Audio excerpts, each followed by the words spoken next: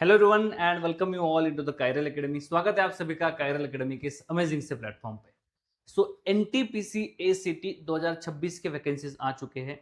अगर आपने अभी तक फॉर्म फिलिंग नहीं की है तो फॉर्म फिल आपको करना है। उसी के रिगार्डिंग आपके गाइडेंस के लिए हमने यहाँ पे गेस्ट बुलाए हुए हैं जिनका नाम है शिखा चौहान मैम, जिन्होंने जो ऑलरेडी एनटीपीसी में वर्किंग है और 2023 में उन्होंने वहाँ पे ज्वाइन किया था। 2023 के जो वैकेंसीज थे उसमें वो सिलेक्टेड है, as well as MSc from Delhi university and NET qualified. Ma'am, स्वागत है आपका कायरल एकेडमी के इस प्लेटफॉर्म पे। Thank you sir, thank you for having me here. Thank you ma'am, आप आए और मतलब बहुत दूर से आप यहाँ पे आए और ये हम कर पा रहे हैं because of the ma'am only. तो स्वागत है ma'am, thank you so much for coming.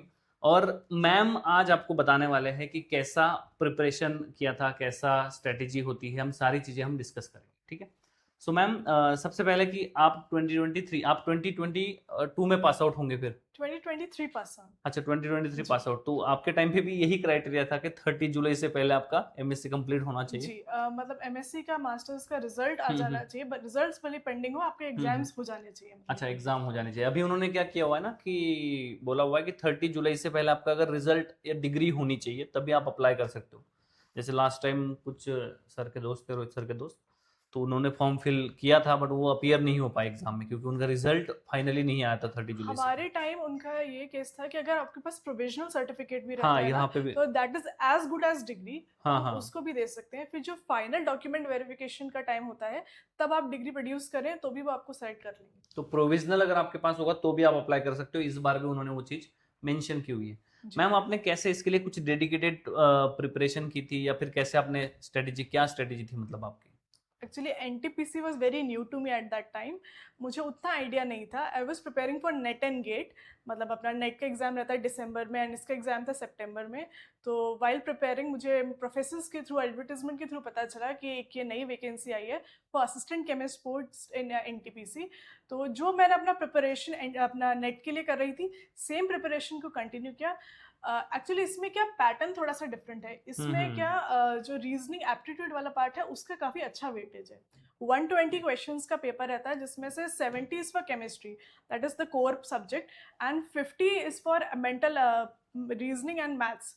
तो अगर हम एप्टीट्यूड पे ज़्यादा फोकस करेंगे तो भी मतलब हम केमिस्ट्री को कवर करके उसको बैलेंस करके कर सकते हैं पेपर। हाँ, क्योंकि एप्टीट्यूड का जो पोर्शन है अप्रोक्स अप्रोक्स 50 मार्क्स का है, जी, तो 40% तो अप्रोक्स है ही।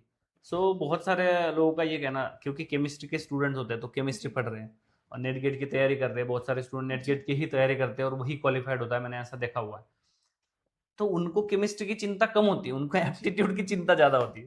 बट तो यही है ना कि उस टाइम अगर हम एप्टीट्यूड पे थोड़ा सा वर्क कर लेंगे, मतलब मुझे नहीं लगता वो उतना टफ रहता है। अगर थोड़ा सा वर्क करेंगे तो हमें एक एज मिल जाएगी। अगर लाइक हम इसको केमिस्ट्री सबको ही आती है। कैटेगराइज करें, जी, समझो नेट गेट लेवल का एप्टीट्यूड, हाँ, बीच में और कोई एग्जाम ले ले हम मिडल वाली, और लास्ट में हम बैंकिंग वाली ले, सबसे हाईएस्ट एसएससी एंड बैंकिंग होती, तो किस लेवल का एप्टीट्यूड होता है? हायर लेवल का होता है या लोअर अपने लेवल का होता है? एक मिडिल लेवल का रहता है। जैसे नेट गेट में तो इजी रहता है, नेट में तो बहुत ये ईजी रहता गेट है, में तो हाँ। इजी लेवल का एप्टीट्यूड रहता है। एसएससी में फास्ट एप्टीट्यूड रहता है, लेकिन मैं बोलूंगी आप एसएससी लेवल का प्रिपेयर करें जिससे आप कम टाइम में उसको सॉल्व कर पाए। ओके। क्योंकि टाइम हमारे पास उतना ही बहुत है। कम है, 120 अगर मिनट ओनली। 120 मिनट है, अगर हमने एप्टीट्यूड में ही सारा टाइम यूज कर लिया, तो केमिस्ट्री का जो हम अगर कोई सॉल्व करने वाला पार्ट रहेगा तो उसमें वहां पे हमारा टाइम वो इधर चला जाएगा। ओके, तो हमें एप्टीट्यूड पे मतलब सिलेक्शन का अगर आपको कुछ अगर ऐसा बताना हो कि क्या स्ट्रेटेजी है, तो एप्टीट्यूड बहुत ही इंपॉर्टेंट रोल प्ले करता है यहाँ सिलेक्शन पे। मंत्रा मेरा ये मानना है कि एप्टीट्यूड बहुत ज़्यादा रोल प्ले करेगा, क्योंकि केमिस्ट्री उतना हार्ड नहीं रहेगा। जैसे पहले का अलग थोड़ा सा पैटर्न था, तब 11th-12th एनसीईआरटी बेस्ड केमिस्ट्री आती थी। अभी लास्टली कुछ थोड़ा सा पैटर्न चेंज हुआ है। लास्ट टाइम जो जी, एग्जाम हुआ था उसमें थोड़ा डिफिकल्ट पूछा गया था। ऐसे दो तीन लोगों से मैंने बात की तो जी। उनका यही कहना था कि लास्ट टाइम जो था वो अच्छा खासा डिफिकल्ट पेपर था। तो अगर केमिस्ट्री भी डिफिकल्ट पूछ लिया, एप्टीट्यूड भी अगर डिफिकल्ट पूछ लिया, तो 120 मिनट में तो कवर करना बड़ा मुश्किल हो जाएगा। केमिस्ट्री डिफिकल्ट आता है, लेकिन वो कॉन्सेप्ट बेस्ड आता है। अगर सीएसआईआर गेट का सिलेबस फॉलो करेंगे तो वो हम्म। सॉल्व हो जाएगा। लेकिन वो कॉन्सेप्ट बेस्ड आएगा। वो मतलब जैसे फिजिकल केमिस्ट्री के ऐसे क्वेश्चंस नहीं आएंगे जिसको सॉल्व करने में न्यूमेरिकल बेस्ड बहुत समय। बहुत ज़्यादा टाइम लगेगा। मतलब if you know you know, उस टाइप का, मतलब मैं हाँ मान लूँ हाँ कि हाँ। पेपर उस पैटर्न का था। And same goes with reasoning, अगर आपको पता है कि ये कॉन्सेप्ट है, ये ऐसे सॉल्व होना है, तो वो हो जाएगा। Okay great. इसमें अगर स्ट्रेटेजी बतानी हो कि लाइक आपने मतलब कैसे तैयारी की थी, आपने कुछ बुक्स वगैरह पढ़े थे केमिस्ट्री के लिए?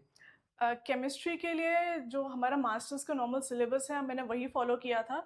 अपना जेई हाँ हाँ। सीएसआईआर के लिए मैं प्रिपेयर कर रही थी, तो सीएसआईआर नेट के लिए जो भी हमारा सिलेबस रहता है, जो स्टैंडर्ड बुक्स रहती हैं, जेडी ली है या ऑर्गेनिक की कोई स्पेसिफिक कोई बुक पढ़नी है, तो वही पढ़ के हुआ था।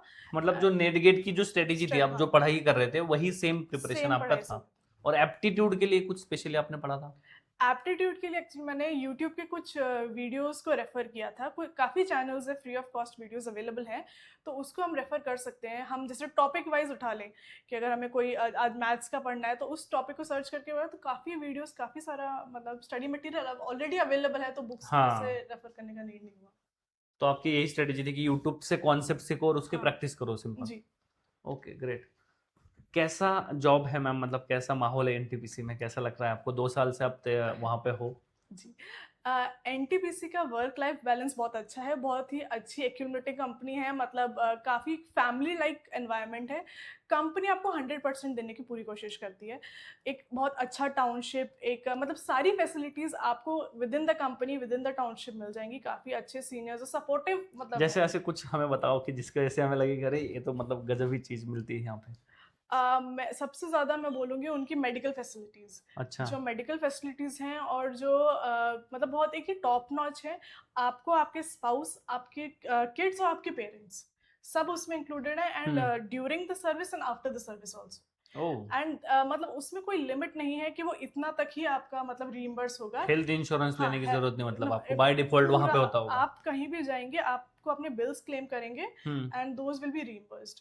OPD as well as IPD, so it is all inclusive, which is a very big thing. मतलब करंट सिनेरियो में अगर हम बात करें, तो medical is a very big cost, big मतलब। कॉस्ट बहुत ज्यादा, और सबसे ज्यादा इन्फ्लेमेशन अगर किस चीज में है ना, इन्फ्लेमेशन मतलब महंगाई जी कहाँ पे बढ़ रही है, तो मेडिकल फील्ड में बहुत ज्यादा महंगाई बढ़ रही है। अगर आप देखोगे तो 30% जो डेटा बताता है एक्चुअली, मैं मतलब थोड़ा इधर उधर की चीजें भी पढ़ते रहता हूँ, तो उसमें मैंने पढ़ा था, तो 30% इन्फ्लेमेशन रेट है इंडिया में आज मेडिकल का। तो वो चीज बहुत सारे लोग आपने ऐसे देखे होंगे कि मैंने तो मतलब खुद देखे हुए। एक फैमिली थी, मतलब बुजुर्ग थे वो, उनके घर में ही हम रेंट में रहते थे, नासिक में जब रहते थे तब। तो उनका इतना बड़ा घर था कि वो लगभग लगभग उनके घर की कॉस्ट थी 1.5 करोड़ रुपए, और उनके पास उनकी जो हिस्ट्री थी, उनके पास लगभग लगभग 2-2.5 करोड़ रुपए थे, और सेविंग्स थी उनकी, सारी सेविंग्स वो मेडिकल में चली गई। मेडिकल में चलिए। तो ये अगर आपको लगता है कि बहुत ही छोटी चीज़ है, वो बहुत ही इंपॉर्टेंट चीज़ है। मेडिकल अगर आपको सिक्योरिटी मिल रही है तो बहुत अच्छी चीज़ है। इसके अलावा मैम और कुछ? अकोमोडेशंस जो भी है, मतलब टाउनशिप में आपको अकोमोडेशन मिलेगा, क्वार्टर्स मिलेंगे। It is 3 BHK 2 BHK quarters, मतलब जैसे जैसे आपका हम्म। प्रमोशन होता जाएगा, क्वार्टर्स इम्प्रूव होते जाएंगे। सारी फैसिलिटीज़ वहीं पे रहेंगी, प्लस हमें काफ़ी सारी कन्वेंस अलाउंस मिलता है, मतलब टू एंड फ्रो मूवमेंट, जो पेट्रोल के प्राइसेस को मतलब हम कर्व कर सकते हैं। जो हाँ आजकल जी, बढ़ पेट्रोल रहे हैं। इन्फ्लेमेशन है, तो हाँ। उसकी चिंता हमें नहीं करनी है। Companies providing for that, government accommodation भी है। और काफ़ी सारे मतलब अलग से पर्क्स भी रहते हैं, जैसे कंप्यूटर को खरीदने का है, हाँ हाँ तो मतलब on a 3 yearly basis laptop allowances मिलते हैं, और फर्नीचर के लिए अलग अलाउंसेस मिलते हैं। हर मतलब ईयरली हमें क्या लिवरीज से मिलता है, दैट इज यूनिफॉर्म अलाउंस। हाँ हाँ हाँ। तो आपको यूनिफॉर्म के लिए अलग चार्ज, मतलब वो, और पीआरपी तो है ही दैट इज तो द बहुत हाईलाइट। सारी चीजें इसमें हैं बोनसेस रहेंगे कि आपके काफ़ी। हमें तो मतलब बहुत सारे जो वर्ड्स है वो समझ नहीं आ रहे। हाँ लाइक छोटे छोटे जो वर्ड्स होते हैं ना, वो समझ नहीं आ रहे, बट सुन के बड़ा अच्छा लग रहा है कि इतनी सारी चीजें मिलती है, हाँ, क्योंकि वो उसमें शॉर्ट फॉर्म्स होते हैं ना उसके। जी। तो मतलब ओवरऑल अगर देखोगे तो आप बिल्कुल हैप्पी हो जॉब में? Yes, I am totally satisfied, and as a female employ I am very happy, क्योंकि एक वो रहता है ना, पेरेंट्स का भी थोड़ा सा रहता है, हम्म। उनको डर रहता है कि घर से बाहर बच्चा जा रहा है, अभी बच्ची जैसे जा रही इसमें है, तो तो ऑल ओवर इंडिया जॉब होता है। हाँ, पैन इंडिया आपकी पोस्टिंग होगी। और बट वो इंश्योर करते हैं, एनटीपीसी इंश्योर्स कि हमारा एम्प्लॉय, हमारा वर्कर हमेशा सेफ रहे, और उसको सारी चीज़ें प्रोवाइड हो, मतलब ऑन स्पॉट, हम्म। उसको उसके लिए कहीं परेशानी नहीं होनी पड़ेगी। हाँ, एक क्या है कि उनका ही गांव बसा दिया जाता है, जी जहाँ पे प्लांट होता है वहीं पे टाउनशिप है पूरी। और टाउनशिप होने की वजह से टाउनशिप में ही सारी चीज़ें होते हैं, लाइक हॉस्पिटल, स्कूल, सब कुछ एक जगह पे होता है। तो ऑल ओवर इंडिया आप कहीं पे भी जाते हो तो आपको कोई चीज़ की कोई परेशानी नहीं होती। हाँ, बट है कि हाँ, Remote एनटीपीसी, locations हाँ रहती रिमोट हैं। लोकेशंस है वो जी। है, बट आपको सारी चीजें मिल जाती है वहाँ पे, अवेलेबिलिटी होती है। बट उसमें क्या लीव्स हमारे पास सफिशिएंट रहती हैं, तो हम्म। जैसे 30 EL है, उसके अलावा 30 SAS, लगभग 365 दिन में से कितने दिन छुट्टी आप ले सकते हो? 100 डेज का लीव है हमारे पास। 100 डेज छुट्टी ले 100 सकते हो? डेज का लीव है हमारे हाथ में, बहुत ही ज्यादा लेना, है और ये। अगर आप नहीं लोगे तो दैट इज इनकैशेबल, इनकैशेबल। आप उसके पैसे ले सकते हो, which is very good.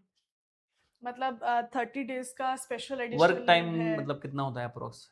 Work time देखिए 2 तरीके से वर्क करता है, एक तो रहता है शिफ्ट रोटा रहता है, तो शिफ्ट में लोग रहते हैं जैसे मॉर्निंग, इवनिंग, नाइट। लेडीज को तो जनरल ही मिलता होगा। लेडीज का जनरल ही रहता है। हम्म। कुछ स्टेशंस में उनको बुला सकते हैं, बट एक्चुअली वो इंजीनियर्स का रहता है, केमिस्ट्री का उतना नहीं रहता, यूजुअली जनरल शिफ्ट ही रहता है। ओके तो जनरल शिफ्ट आवर्स रहते हैं हमारे मॉर्निंग 9 to इवनिंग 6, जिसमें बीच में 1 घंटे का लंच। Okay great. और इसके बारे में अगर बच्चों को प्रिपरेशन अगर करना है तो क्या आपके मूल मंत्र कुछ अगर सीक्रेट आप बता दो, क्योंकि आपने वो चीज क्रैक की हुई है, जी। तो आप इसके बारे में अगर बताओगे तो थोड़ा बेनिफिट हो जाएगा बच्चों को। मैं आपके सारे स्टूडेंट्स को यही बोलना चाहूँगी कि आप लोग पहले अपने कोर केमिस्ट्री पे फोकस करें। जो बेसिक्स रहते हैं जैसे कोऑर्डिनेशन है, या इनऑर्गेनिक केमिस्ट्री के कुछ बेसिक्स हैं, या मेटलर्जी है, या अगर कुछ नेम्ड रिएक्शन है, जैसे जैसे नेम्ड रिएक्शन, ये एक ऐसा चैप्टर है जो हम किसी भी एग्जाम में छोड़ के नहीं जा सकते। उसको हमें पढ़ के जाना पड़ेगा, और वो रिएक्शन पूछेगा या मेटलर्जी का जैसे आपने नाम लिया, मैं अभी कल परसों ही सिलेबस बता रहा था बच्चों को, तो उसमें उन्होंने लिखा है specially metallurgy up to Ellingham diagram, तो मतलब वो उसमें कुछ यूज होता है क्या उसका कुछ? एलिंगम डायग्राम नहीं, बट वो एक्सपेक्ट करते हैं मेटलर्जी का आपको आइडिया रहेगा नॉलेज कि हो बॉयलर में केमिस्ट्री है उसकी, तो हाँ। अगर उसकी मेटलर्जी वाटर केमिस्ट्री को अफेक्ट करेगी, बिल्कुल सही है। तो उस हिसाब से वो लोग एक्सपेक्ट करते हैं। प्लस अभी का जो नया पैटर्न है उसमें ये लोग इंटरव्यूज भी ले रहे हैं, तो ये सारा सिलेबस वो इंटरव्यू में भी पूछते हैं। ओके। इंटरव्यू भी काफी मतलब डिस्कशन होता है इंटरव्यू में, it's 20-30 minute interview, which is a good time. हाँ, और पूरा पैनल रहता है 5 से 6 और लोगों का। फाइनल सिलेक्शन जो है वो दोनों को मिला के, दोनों इंटरव्यू मिला के प्लस मार्क्स। मार्क्स। बात सही है कि मार्क्स का ही ज्यादा मेजोरिटी होगा, बट कुछ ना कुछ परसेंटेज इंटरव्यू का भी है। बाकी अभी जो 2025 में जैसे आपने बताया कि जूनियर्स ज्वाइन हुए हैं, उनका जैसे कहना था कि पेपर थोड़ा डिफिकल्ट था, उस बारे में आप कुछ राय आपकी? हाँ, उनसे भी मेरा डिस्कशन हुआ, उन्होंने भी यही बोला कि अगर हमारा नेट का सिलेबस थरो है तो पेपर निकल जाएगा। और इंटरव्यू के लिए उसमें वो लोग एक्चुअली पूछते हैं कि आप मतलब कहाँ से, पहले वो बैकग्राउंड चेक करते हैं, जैसे नॉर्मल रहता है, तो वो बैकग्राउंड से आपका निकालते हैं। अगर आप रिसर्च में है तो फिर वो आपकी रिसर्च डेप्थ पूछने लगेंगे कि आपको क्या आइडिया है। दूसरा, अगर आप वो केमिस्ट्री ले रहे हैं तो बेसिक एक्सपेक्ट करेंगे कि स्पेक्ट्रोस्कोपी का तो आपको आइडिया हो ही। स्पेक्ट्रोस्कोपी है, स्पेशल चैप्टर दिया भी हुआ है, तो ये तो मतलब उनके फेवरेट टॉपिक्स हैं, और इससे क्वेश्चंस भी आएंगे और ये इंटरव्यू में भी पूछे जाएंगे, क्योंकि वो एक्सपेक्ट करते हैं कि आपको लैब वर्क तो मतलब आना ही चाहिए। तो वही रहता है। बाकी वर्क कल्चर का अगर मैं बताऊं तो आपको साइट और लैब दोनों ही वर्क्स देखने होंगे। साइट पे क्या, क्योंकि it is a power generating company, steam generate करते हैं, तो स्टीम के पैरामीटर्स को हमें मेंटेन करके रखना होता है। तो वहाँ पे उसको कैसे मेंटेन करना है, कैसे केमिकल डोजिंग होगी, कैसे जो भी हमारा रीजनरेशन एरिया है उसको कैसे मेंटेन करना है, आयन एक्सचेंज सिस्टम्स कैसे वर्क करते हैं, तो उसका एक बेसिक आइडिया हमें रहना चाहिए। बाकी लैब वर्क तो जैसा हमारा मास्टर्स की लैबोरेटरीज रहती हैं, यूनिवर्सिटीज की लैबोरेटरीज हैं, वैसे ही है, बस सैम्पलिंग ज़्यादा होती है, फ्रिक्वेंटली सैंपल्स का नंबर ज़्यादा है, तो उसको थोड़ा आपको मैनेज करना है। तो वो सब सारी चीजें अपने को ही करनी पड़ती है? नहीं, this is a managerial job. आपको मैनेज करना है, आपके नीचे वर्क करने के लिए लैब असिस्टेंट्स वगैरह रहेंगे, but you need to have a thorough knowledge के so you can have a check on them actually. Okay great. और कुछ क्वेश्चंस, कुछ अगर क्वेश्चंस होंगे आपके तो बताइएगा आप कमेंट सेक्शन में, मैम भी आपको बताएंगे। और कुछ अगर इसमें डिस्कशन है तो लाइक एप्टीट्यूड तो हमने कवर कर लिया, केमिस्ट्री हमने कवर कर लिया, हमने अबाउट एनटीपीसी कवर कर लिया, so all things are done.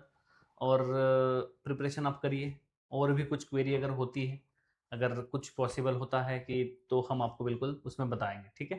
Thank you so much for watching this session. Ma'am कुछ आपके लास्ट वर्ड्स आप बोलना चाहोगे? ऑल द बेस्ट, आप लोग अच्छे से प्रिपेयर करिए और मैं कहूँगी 2 घंटे का पेपर है तो आप अपने जो प्राइम टॉपिक्स हैं वो प्रिपेयर करके जाइए, उन पे फोकस करिए। कोशिश करिए कि मतलब आप क्योंकि इतना टाइम नहीं है, जैसे नेट या गेट में 3 घंटे रहते हैं तो हमारे पास थोड़ा टाइम रहता है कि हम सोच पाएँ या इस क्वेश्चन पे वापस आ पाएँ। आपके पास क्वेश्चन पे वापस आने का टाइम नहीं 1 रहेगा। मिनट पर क्वेश्चन तो it is 1 minute per question, so you have to like do it और स्किप इट। तो उसका थोड़ा-सा आप अगर मान के चलेंगे तो विद इन टाइम हो पाएगा। कई बार क्या होता है, जो मेरे साथ भी एक आध बार हो चुका है कि लास्ट में क्वेश्चंस रहते हैं जो हमें आते हैं बट हमारे पास टाइम नहीं रहता है। और हम पहले किसी क्वेश्चंस में व्यस्त हो जाते हैं, हाँ, कि लाइक ये हम कर ही एप्टीट्यूड लेंगे, हाँ ये कर ही लेंगे, लेंगे। ईगो पे आ जाता है, मैंने तो एमएससी ऑर्गेनिक किया है हाँ, मैं तो करूंगा ही मैं तो करूंगा, कर ही लूँगी ऐसा ये, हो मतलब सकता ये है तो मैं आपके पढ़ साथ। के आई हूँ, कैसे नहीं हो रहा है, तो हाँ वो तो नहीं रहना है।